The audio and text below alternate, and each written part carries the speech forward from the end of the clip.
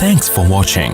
Don't forget to like, comment, share and subscribe to Mufti Tariq Masood, famous scholar. Mufti Tariq Masood speeches को subscribe करके bell icon पे जरूर click करें. जज़ाकल्लाह. इस्लाम में mercy killing जायज़ है. मेरी बेगम डॉक्टर है. यहाँ कनाडा में मर्सी किलिंग यानी डॉक्टर की मदद से ख़ुद की जान लेना लीगल है. क्या मेरी बेगम के लिए पेशेंट की इजाज़त से ये अमल करना जायज़ होगा या नहीं? अब्दुस्समद कनाडा से जायज़ नहीं है.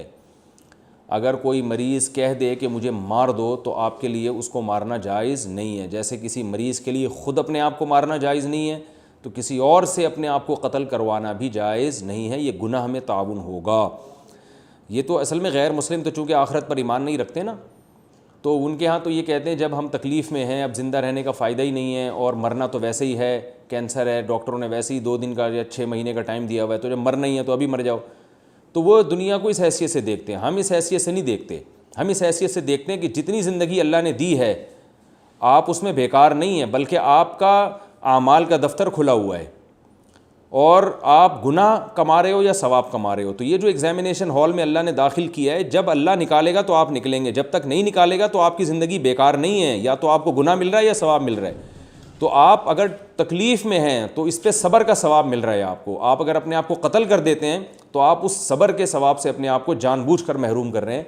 और ये अमल के लिए अल्लाह ने दुनिया में पैदा किया था, आप उस अमली ज़िंदगी से अपने आप को निकाल रहे हैं. तो इसलिए ये जायज़ नहीं है. और गैर मुस्लिमों का ये कॉन्सेप्ट इसलिए है कि वो आखिरत पर यकीन नहीं रखते. हम आखिरत पर यकीन रखते हैं.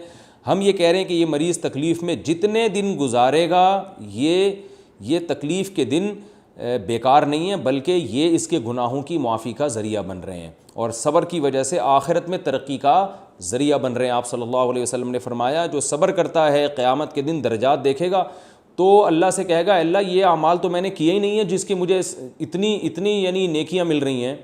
तो अल्लाह कहेगा कि तूने फ़लाँ मौके पर तकलीफ़ पहुंची थी, तूने सब्र किया था, ये उसका बदला है. तो वो ये तमन्ना करेगा कि काश दुनिया में मैंने कोई खुशी न देखी होती, मेरी सारी ज़िंदगी सब्र में ही गुजरी होती. तो इसलिए भाई ये अमल ठीक नहीं है. और गैर मुस्लिम के बारे में आप कह सकते हैं वो तो उसको यानी उसको कत्ल करने में क्या है, वो तो ख़ुद कह रहे कत्ल कर दो और वो तो आखिरत पे यकीन भी नहीं रखता और उसको तो सब्र का सवाब भी नहीं मिल रहा. ठीक है, सवाब नहीं मिल रहा, लेकिन उसके लिए अभी ईमान लाने का दरवाज़ा खुला हुआ है. यानी आज वो तकलीफ़ में है और 4 दिन बाद उसकी मौत वाक़ई होनी थी, आज ही उसने अपने आप को कत्ल करवा दिया. हो सकता है इन 4 दिनों में उसको ईमान की तौफ़ीक़ मिल जाती, तो उसके लिए भी अमल का दरवाज़ा खुला हुआ है. तो इसलिए इस काम में ताउन जायज़ नहीं है. कोई अगर ख़ुद से भी कहना कि मुझे जान से मार दो तो आप उसको कत्ल नहीं कर सकते, क्योंकि ख़ुदकुशी में उसके साथ शिरकत है. Thanks for watching.